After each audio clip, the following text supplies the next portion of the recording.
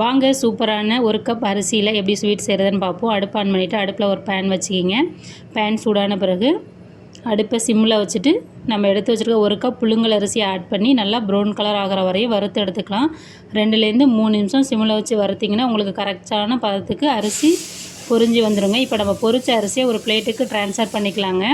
Transfer பண்ணிவிட்டு நல்லா ஆற விடுங்க. ஆற விட்ட பிறகு நம்ம மிக்ஸி ஜார் எடுத்து மிக்ஸி ஜாரில் அரைச்சிக்கலாங்க. சூடு ஆறுனதுக்கப்புறம் அரைச்சிங்கன்னா மிக்ஸி சீக்கிரம் கெட்டு போகாது.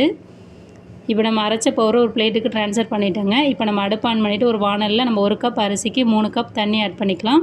1 கப் நாட்டு சர்க்கரை, 5 ஏலக்காய், 2 பிஞ்சு உப்பு ஆட் பண்ணி அதையும் நான் பவுடர் பண்ணி வச்சுக்கிறேங்க. இப்போ தண்ணி நல்லா சூடானா போதும். சூடான பிறகு நம்ம அரைச்சி வச்சுருக்கிற அரிசி மாவை அதில் ஆட் பண்ணிவிட்டு ஒரு 2 நிமிஷம் மிதமான தீயில் வச்சு நல்லா கிளறுங்க. கிளறின பிறகு நம்ம பொடிச்சு வச்சுருக்க நாட்டு சர்க்கரை, ஏலக்காய், உப்பை சேர்த்து ஒரு 2 நிமிஷம் நல்லா மிக்ஸ் பண்ணிங்கன்னா ஒரு சொட்டு எண்ணெய் ஆயில் கூட கிடைக்காத சூப்பரான அரிசி மாவு ஸ்வீட் வந்து தயாராகிடுங்க.